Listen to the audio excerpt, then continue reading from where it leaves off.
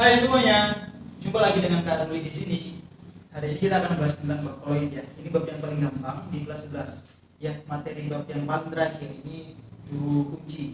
Jadi materi yang paling terakhir dan tidak ada hubungannya sama sekali sama materi-materi yang sudah kita pelajari, yaitu tentang KSP, tentang asam basa, ataupun tentang senyawa-senyawa zat-zat yang lainnya yang sebelum-sebelumnya kita pelajari. Nah, ini materinya adalah bab koloid namanya ya. Apa sih koloid itu? Terus kenapa kita belajar koloid supaya kita tahu, gitu ya. Nah, nanti kita akan jelaskan di bab ini. Kita akan tuntaskan ya dalam suatu video ini. Jadi langsung saja kita bahas tentang apa itu koloid ya. Jadi kalau kita bicara tentang koloid ini, kenapa dibahas satu bab sendiri koloid itu? Jadi koloid ini sebenarnya adalah, kalau kakak bilang, ini zat perantara. Ya, ini adalah zat perantara kalau dibilang. Maksudnya apa zat perantara? Jadi kalau misalkan ada suatu senyawa, misalkan ada partikel yang ukurannya segini gitu, ukurannya besar ya, kemudian dibelah, ya, dibelah. Nah, secara ukurannya masih sama segini kan, kemudian nanti ada gitu kan, kecil-kecil gitu. Ukurannya masih sama tapi ini partikelnya kecil. Ya, zat yang seperti ini yang ukurannya gede-gede, ini disebut sebagai suspensi. Pengendapan, jadi endapan. Zat yang ini disebut sebagai larutan. Nah, antara suspensi dan larutan inilah yang namanya koloid. Nah, inilah yang nanti kita akan pelajari. Kak, contoh suspensi itu apa? Contoh, kamu punya air, kamu larutin misalkan pasir, ya kan? Jadi air pasir dilarutkan dalam air, jadi pasirnya pasti akan mengendap di bawah, langsung kelihatan, gitu kan? Terbelah menjadi dua. Itulah yang namanya suspensi atau endapan. Kamu punya tanah lempung, kamu siramin air, kamu aduk, gitu kan? Nanti akan terjadi pengendapan, airnya akan di atas, endapannya ada di bawah. Nah, inilah yang namanya suspensi. Nah, kalau larutannya seperti apa? Misalkan larutan gula, ada air campur gula, apa yang terjadi? Gulanya larut, gulanya tidak terlihat, yang terlihat airnya. Itulah yang disebut melarutkan. Jadi gula sudah menyatu dengan air, dibiarkan dia tetap tidak mengendap, ya kan? Karena dia akan menjadi suatu larutan. Nah, kalau yang koloidnya kayak gimana? Ya kayak koloid itu, contoh nih, misalkan kamu punya santan. Kalau misalkan santan itu apa? Susu deh, ya kan? Kalau kamu punya susu itu kalau misalkan ada air campur dengan bubuk susu diaduk, ya kan? Didiamkan, apa yang terjadi? Ya kan? Apakah warna air bisa kelihatan? Kan enggak. Warna air tidak kelihatan, tapi warna susunya kelihatan. Tapi terjadi endapan enggak? Ya mungkin, tapi sedikit, gitu kan? Artinya pengendapan itu enggak sampai benar-benar terpisah menjadi dua, gitu. Nah, itulah yang dimaksud dengan perantara. Jadi zat perantara inilah yang kita bahas. Itu dari dalam kasus larutan. Ternyata koloid itu banyak banget dalam kehidupan itu, termasuk debu, asap, mutiara, itu semuanya koloid. Darah, paduan logam, itu semuanya macam-macam. Jadi koloid nanti kan kita bahas semuanya tuntas. Oke, tahu ya koloid yang mana ya? Ini kan aku. Sekarang apa yang membedakan antara suspensi, koloid, dan larutan? Ini akan kita bahas semuanya. Ini langsung aja coba lihat ya.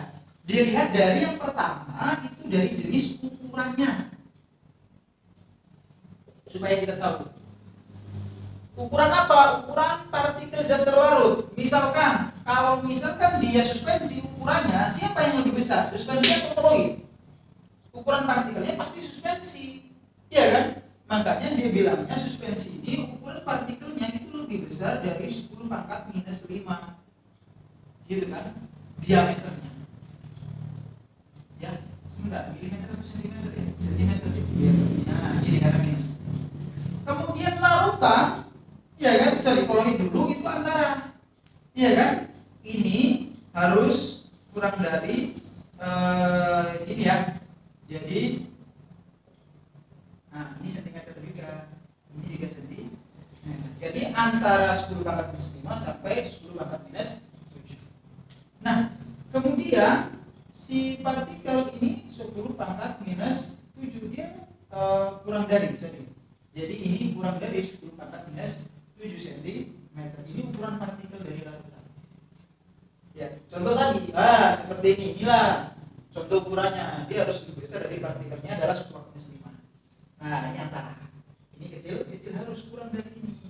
Gitu. Kalau lebih dari ini jadi ini, lebih dari ini jadi ini. Ini dilihat dari ukurannya. Oke, paham ya ukurannya. Kemudian dilihat dari homogenitas. Homogenitas itu apa? Homogenitas itu adalah apa yang terjadi kalau ada campuran air dengan campuran pasir didiamkan. Iya kan? Setelah didiamkan nanti dia menjadi satu atau terbelah. Iya kan? Itulah nanti dilihat homogenitasnya. Ya. Jadi kalau suspensi sama air kelihatan nggak airnya? Kelihatan nggak pasirnya? Pasirnya berarti homogenitasnya dia homo atau hetero? Pasti hetero. Tak karena terbelah. Iya kan? Nah, ini disebut dengan homogenitas. Ini akan menjadi heterogen. Sudah. Yang ini larutan, ini akan kita pisahin dulu supaya ada garis-garisnya dulu ya. Nah, yang ini ya, ini juga sama ya. Kalau larutan itu karena dia menjadi satu, maka ini jadi homogen. Nah, kemudian yang ini ya, yang ini antara heterogen dan homogen, tapi di sini dia bilangnya tetap heterogen. Meskipun terlihatnya adalah homogen, tapi secara real kenyataannya itu adalah hetero. Kak, kelihatannya homogen, betul. Jadi kelihatan homogen, tapi aslinya adalah heterogen. Sudah, paham ya situ. Kemudian jumlah fase, ya, jumlah kayak gini di matematika, jumlah fase. Fase itu wujudnya, ya. Oke, kalau dia heterogen, jumlah fasenya ada berapa? Ada 2 pasti, yaitu terlarut sama pelarut. Berarti ini akan terpisah menjadi 2 fase atau fase sama. Ini homo, terlarut pelarut menjadi 1 fase, gitu ya. Fasenya apa? Ya larutan. Kalau ini karena heterogen, ini akan menjadi 2 fase. Gitu. Meskipun kelihatannya 1 fase. Nah, kemudian stabilitas. Stabilitas itu kalau didiamkan apa yang terjadi? Terjadi endapan apa enggak? Didiamkan pasti terjadi, enggak didiamkan aja terjadi kok. Ini pasti terjadi endapan. Ini didiamkan 1 hari, 2 hari, 3 hari, 1 bulan, 1 tahun, kira-kira terjadi endapan enggak? Enggak. Berarti ini tidak terjadi endapan atau yang disebut sebagai tidak mengendap. Oke, nah sekarang yang ini gimana dong? Terjadi endapan enggak? Fasenya nih, iya kan? Terjadi? Enggak. Ini antara terjadi sama enggak terjadi. Artinya seolah-olah terjadi tapi enggak secara sempurna, gitu. Jadi endapannya dia tidak sempurna, gitu. Tapi terjadi sedikit, gitu. Ya. Kemudian yang terakhir adalah pemisahannya. Pemisahannya itu kira-kira kalau kamu punya suspensi bisa disaring nggak kira-kira? Kamu mau misahin pasir sama air, bisa dong pakai saringan di rumah? Bisa. Artinya ini pemisahannya bisa disaring. Oke, kalau ini bisa nggak disaring? Tidak bisa, gitu. Ini tidak bisa disaring. Nah, sekarang yang ini bisa disaring nggak? Iya kan? Kalau pakai saringan yang di rumah ya nggak bisa, gitu. Ya ini kalau bilang tidak bisa disaring itu boleh karena saringan dengan ukuran yang sama ya, gitu. Atau bisa disaring, bisa dengan ukuran tertentu. Ukurannya tidak boleh lebih kecil atau lebih besar dari ini, harus di antara ini ukurannya, atau menggunakan membran spektrumnya begitu bisa. Tapi kalau menggunakan ukuran yang sama ini tidak bisa. Ini ini tidak bisa disaring, ini bisa disaring, ini tidak bisa disaring. Jadi inilah yang membedakan ya suspensi, koloid dan rutan. Dilihat dari apa? Satu ukuran homogenitas, fase, stabilitas, sama pemisahan. Oke, ini yang pertama ya. Apa yang membedakan antara suspensi koloid dan larutan? Oke, nah coba dilihat dulu, nanti kita tanya jawab, kemudian pahami ini karena ini penting untuk kita lanjut ke materi berikutnya yaitu macam-macam koloid. Catat dulu ya. Kita lanjutkan ya. Tadi kita sudah bicara tentang perbedaan suspensi koloid dan larutan. Sekarang kita akan spesifik membahas macam-macam koloid itu sendiri ya. Macam-macam koloid sendiri itu secara definisinya nanti ada 8. Nanti akan bahas apa aja. Nah, sekarang yang perlu kita tahu adalah dalam istilah koloid itu ada yang mirip dengan larutan. Kalau di dalam larutan ada yang namanya zat terlarut, ada yang namanya zat pelarut. Di dalam istilah koloid ada yang namanya zat terdispersi dan pendispersi. Istilahnya berbeda. Kalau terdispersi itu tersebar, gitu ya. Kalau pendispersi itu tempat untuk menyebarkannya. Gitu. Nah, dalam istilah ini kakak akan kasih analoginya mirip dengan kalau terdispersi mirip terlarut, pendispersi mirip pelarut. Gitu. Ya, nah macam-macam koloidnya kakak kasih bagiannya di sini. Jadi kakak tuliskan dulu terdispersi, pendispersi, kemudian nanti namanya apa, sama contohnya apa dalam kehidupan sehari-hari. Oke, kakak akan mulai dari sini sebenarnya yang paling enak cara hafalnya. Kalau ini kakak mulai zatnya mulai dari cair dulu ya. Di sini juga mulainya cair, gitu kan? Di sini mulainya dari gas, kemudian cair, kemudian padat. Gitu, karena fase itu kan ada 3, ada cair, ada padat, ada gas, gitu kan? Meskipun tak ada aquos, ya aquos itu larutan. Nah, sekarang gas cair, apa nama koloidnya? Gitu. Nah, kalau gas cair, koloidnya itu busa namanya. Kak, busa sabun? Iya, itu kalau orang nyebut busa itu adalah nama koloid. Orang-orang Indonesia udah jago, udah pintar. Dia nyebut kalau nyuci tangan keluar busanya, ya busa itu adalah nama koloid sebenarnya. Kak, contohnya apa ya? Contohnya busa sabun. Gitu. Apalagi kira-kira misalkan apa? White cream atau krim kocok itu masuk salah satu contoh dari gas cair gitu kan? Atau krim kocok gitu kan, atau krim latte juga masuk di sini. Kalau bikin kopi terus atasnya digambar love, kayak gitu. Itu termasuk dari koloid yang namanya busa. Ya, ada yang misalkan busanya tipis, ada juga yang agak tebal. Nah, ini gas cair. Ingat ya, gas cair namanya busa. Gas cair namanya busa. Oke, kemudian berikutnya ada cair-cair. Cair-cair itu namanya adalah emulsi. Emulsi gitu. Ya, Kak, contoh emulsi itu apa? Cair-cair. Ada zat cair tersebar di dalam zat cair atau terlarut dalam zat cair. Contoh apa ya tadi? Susu, santan. Ini cair-cair. Untuk membedakannya memang agak sulit, tapi kalau didiamkan bisa kita lihat perbedaannya. Oke, kemudian yang ketiga, padat cair. Ini namanya sol. Ya, sol. Contohnya apa? Nih, coba ya. Ada zat padat terlarut di dalam zat cair. Contoh apa? Yang kakak tulis ini pada apa nih namanya? Tinta. Ya kan? Tinta itu cair awalnya, tapi pada saat digoreskan, cairannya hilang kan? Tinggal zat padatnya. Gitu. Nah, inilah namanya koloid juga yang kita pakai. Ada darah bol. Nah, darah pakai H, ya. Darah juga sama, darah itu wujudnya cair. Ada plasma darah, ada darah itu sendiri kan.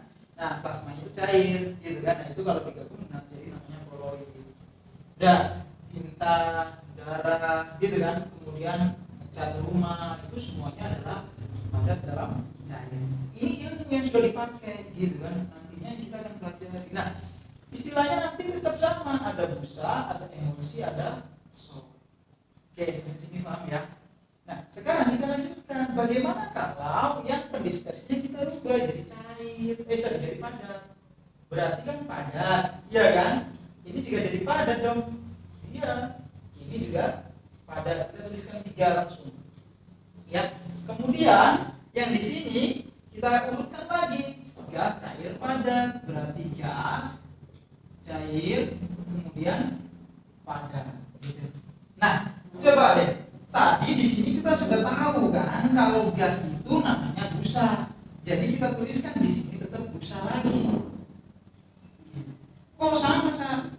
Ya disepakati di sini dispersinya ditulis. Jadi jadinya busa padat. Kalau di sini ditulis.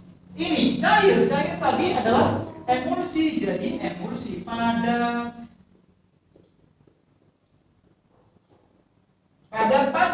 Padat itu sol, jadi sol padat. Gimana? Beda kan cara ngapalnya? Tetap sama. Gas. Cair, padat. Yang penting adalah gas cair, ingatnya cairnya gitu. Kalau cair itu sebagai pendispersi maka tidak perlu kita tuliskan. Tapi kalau padat sebagai pendispersi perlu kita tuliskan. Kita ingat apa terdispersinya? Gas. Oh ya udah besar. Oh apa? Cair, emulsi. Oh apa? Sol padat. Ya. Nah sekarang coba deh. Contohnya apa? Yuk kita bikinkan bareng-bareng contohnya. Misalkan begini. Kalau di sini itu ada gas terlarut dalam zat padat. Contohnya itu apa? Roti. Kalau kita makan roti itu kan padat, tapi dalamnya kan ada gelembung-gelembung. Iya kan? Kemudian batu apung ya. Kan ada batu yang bisa terapung kan? Nah itu juga steroid, di mana di dalam batu itu ada rongga-rongga yang diisi oleh si gas. Iya kan? Roti, batu apung, kue kan enggak ada gelembungnya. Dan sekarang cair padat, apa kira-kira? Ada zat cair tapi terlalu dalam zat padat, biasanya nanti jadi kenyal. Apa contohnya? Agar. Apalagi? Oh ya, gel. Oh, ini juga bisa, agar gel. Apalagi? Keju juga bisa. Gitu ya. Karena itu dalamnya terdiri zat cair terlalu dalam zat padat. Kemudian yang terakhir padat, sol padat. Ini biasanya paduan logam. Paduan logam itu contoh perunggu. Ya. Ini masuk sini. Padat campur. Apa? Stainless steel. Nah, boleh. Campuran logam apa lagi? Perak. Enggak dong. Perak itu unsur. Ya kan? Perunggu, apalagi ya kuningan. Nah, kuningan ya. Ini masuk campuran. Atau kaca yang kaca yang terbuat dari plastik itu, kaca warna. Itu juga paduan biasanya ya. Nah, ini sudah 3 nih, base. Ada 2 lagi kan? Tadi kakak bilang apa? Yang terakhir itu ada yang namanya gini. Kalau cair padat, gas kan belum ada kan ya tadi. Ini gas. Gas cuma ada 2. Kenapa? Karena gas terdispersi dalam gas itu nggak ada semuanya ya. Ini ya gasnya nggak ada, langsung kita butuhkan jadi cair, kemudian padat. Cair gas, ingatnya kalau ininya gas itu aerosol. Terdispersinya cair, namanya aerosol cair. Ini juga sama, ini aerosol apa nih? Padat. Nah sekarang contohnya apa kalau aerosol? Nih lihat ya, aerosol cair, gas. Ada zat cair terlalu dalam gas. Contohnya apa? Ya botol spray itu semuanya adalah aerosol cair. Ya, pokoknya yang spray itu aerosol cair. Ya, ini spray. Apa misalkan hair spray gitu kan, parfum yang spray itu semuanya adalah di sini yang disemprot. Oke, terus apa lagi? Oke, kalau pagi hari biasanya ada apa? Oke, kuning ini juga masuk di sini ya. Kemudian sekarang lanjut ke padat gas. Padat gas ini yang sering nih, ini nanti ada namanya asap. Ya, ada debu. Debu itu masuk solid juga ya. Debu. Ya, asap, debu. Debu itu masuk aerosol padat karena partikel kecil-kecilnya itu terlalu dalam gas, sehingga pada saat kita hirup asap sebenarnya kita tuh menghirup partikel padat. Makanya kalau misalkan ada logam berat, bisa nggak bergabung dengan gas? Bisa, dia kan terlalu dalam gas masuk dalam tubuh kita lewat pernafasan. Makanya kalau ada logam berat itu dia berbahaya karena logam berat tidak terurai dalam tubuh. Nah itu biasanya lewat asap atau nggak lewat debu. Ya, nah ini kalian harus hafal supaya nanti kamu tahu. Oh kalau tinta itu terdispersinya apa? Nama kolomnya apa? Gitu. Nah ini kalian pahami cara menghafalnya adalah base AA. Ini A-nya nih, aerosol cair, aerosol padat. Ini adalah macam-macam koloid ya. Nanti untuk pelatihan soalnya, kalau untuk yang bab ini kita kakak bisa kirim ke kalian lewat grup ya, supaya nanti ada soal latihannya atau ngambil dari buku pandunya ya. Oke, sampai sini catat dulu, ulang. Kalau misalkan kalian mau nambahin contoh-contoh yang seperti ini, boleh kalian tambahkan contoh-contoh yang lain ya. Pokoknya mirip yang setipe dengan ini. Masih banyak contoh-contoh selain ini yang ada dalam kehidupan kita. Nanti kalian bisa share di grup saling tanya jawab.